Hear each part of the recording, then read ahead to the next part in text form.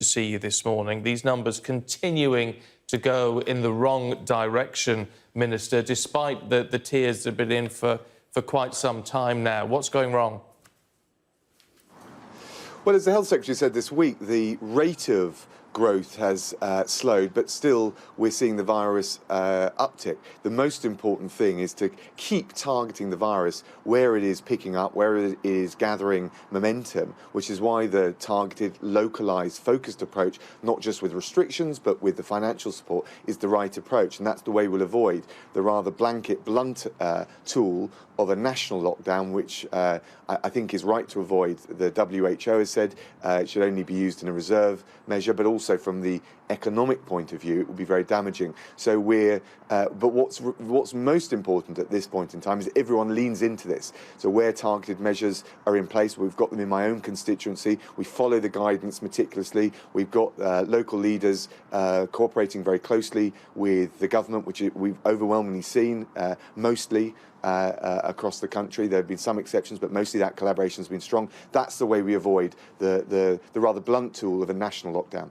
There is an argument to say, though, that obviously these tier restrictions are going to be in place for a lot longer than the short, sharp shock of a national lockdown would need to be to have the same effect. So even in economic terms, a national lockdown may make more sense. Well, if you look at those who've advocated a national lockdown, including Keir Starmer, for example, but others, they've never been able to say how you get out of it. So the idea of a short, sharp circuit breaker is, frankly, something of an enigma. No one can say if you go into a national lockdown how, at what point you get out of it. So I think that would not only be damaging, it wouldn't be, in economic terms, it wouldn't be the targeted approach in epidemiological terms, and it would create great uncertainty. So we appreciate this is difficult. I know from my own constituency the challenges, the disruption, the inconvenience of being in the high tier, but it's better to take a targeted approach than have the blunt tool of nationwide restrictions at the very highest possible level, which I think a lot of people in those areas where the virus hasn't taken hold would think was unfair as well as ineffective. Yeah, but it's interesting, though, you quote Sir Keir Starmer as being one of those in favour of a national lockdown. Well, the SAGE, your scientific advisory body, was in favour of a national lockdown. I mean, it can't be dismissed. Well, no, it can't be dismissed. It can be argued and tested. And of course, we had the full range of options presented by the scientists to the government with Chris Whitty, with Patrick Vallance, the chief scientific advisor, the chief medical officer. And ultimately, of course, politicians need to take responsibility. But overwhelmingly, our sense is, and I think this is backed up, for example, with what the World Health Organization has said, is that you're far better leaning in, being absolutely committed to targeted, localized measures with the financial support than taking the blanket, blunt approach of a nationwide lockdown, if you can possibly help it. So it's absolutely right that we strain every sinew, work with local leaders, provide the financial support, but target the virus where the uptick is the most threatening, and that's the approach we're taking. We've just been talking to Sir Mark Walport, who, as you will know, is a member of the SAGE committee, and he has more sense than to tread on the toes of policymakers. He wouldn't dare do that, but he did point out that, throughout all of this, we've tend to have been about a month behind mainland Europe, and he does point out that France and Germany are entering national lockdowns. We see the situation in Ireland, in Wales, of course. The indication is that it just may become necessary at some point. Well, the advantage in the situation you described and us being able to follow the situation in other countries, if you like, is that we can learn the lessons from it. And the fundamental key lesson is to lean into the localised, targeted, focused measures and to make them as effective as possible, precisely because if we don't, there is that risk of a nationwide lockdown, which will be damaging and is not the most targeted way of tackling the virus. So I think you're right to point to that. I talked to my French, German, and opposite numbers and around the world. We look to learn from the lessons and the experience. But I think the targeted approach, the localised approach, is the right way to go. But you've really got to lean in and be committed to it. And that, of course, is the advice of people like Patrick Vallance and Chris Whitty and the scientists, as well as, I think, making economic sense as well. I'm interested that you said, in terms of a national lockdown, no one can say how you would come out of it. Well, how do you come out of Tier 3? Well, with all of the targeted approaches, the advantage we've got is we would examine the data locally. So there is a review process in place for all the tiered, localised restrictions that we've got. It allows us to look not just at abstract national level data, but at the specific data in the communities and the regions affected.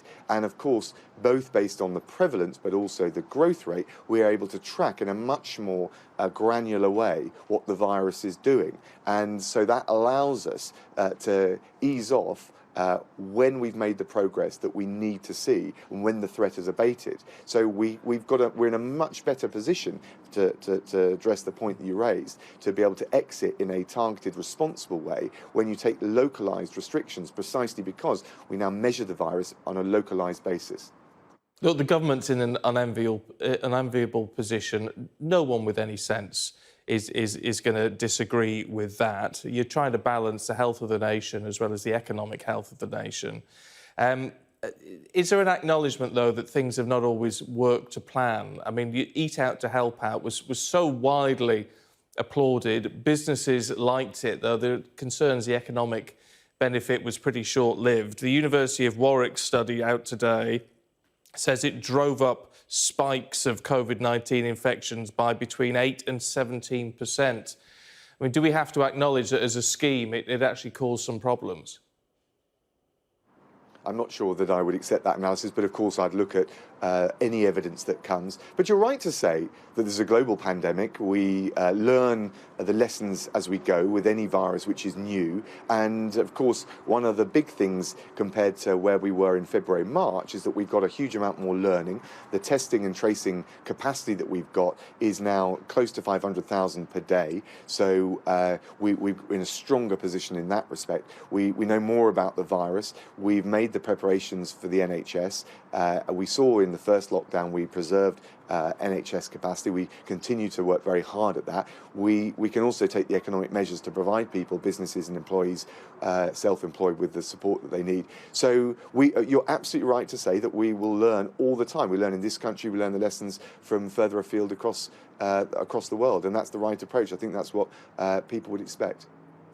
I just wonder if, and I'm wondering quite how to phrase this, Minister, but it's about carrying the people with you, isn't it, in all of this? You did that very well during the national lockdown. People, really sort of obeyed the rules in the main, and we saw, a very big improvement in the figures.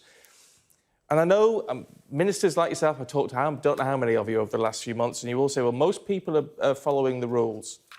You only have to walk out to any high street, any shopping centre, and you see that is not the case. People aren't behind this anymore. How do you get people back in step with what needs to be done?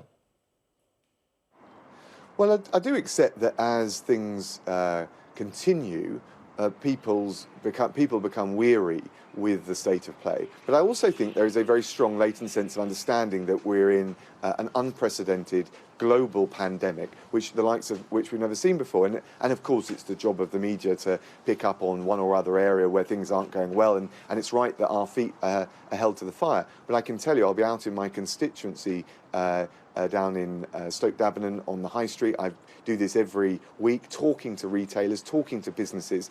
And actually, the thing that we hear is that we understand this is an incredibly difficult situation, but the government's going to get criticised whatever it does, but there's a lot of understanding that the support is being put in place and the approach that we're taking is the right one. And overwhelmingly, people are following the rules. Of course, there's some weariness with it. Of course, there's some testing at the edges, and as rules change, the challenge is to keep the clarity of message. But I think the country does understand the predicament we're in, and people do not want to end up in a national lockdown. So the number one thing to do right now is in whatever local area you're in, follow the guidance, follow the rules. The government's providing the support. That's the way we get through this, and we will get through this. There will be light at the end of the tunnel. But it's about guidance being clear. I have to say, from a personal point of view, I got annoyed during lockdown when people said the guidance wasn't clear, because it seemed pretty clear to me when we were in national lockdown. It's not clear to me now. I mean, it's very confusing. I mean, every Tier 3 area has got different sets of rules. There needs to be some proper clarity here. It just doesn't seem to be there at the moment. Well, I don't agree with that, although I understand the challenge that people have. But the reality is you can go online and check absolutely precisely and definitively in your area what the restrictions are. But if we followed your advice, Stephen, and I take it very seriously, we'd end up with, for the sake of clarity, with a one-size-fits-all approach.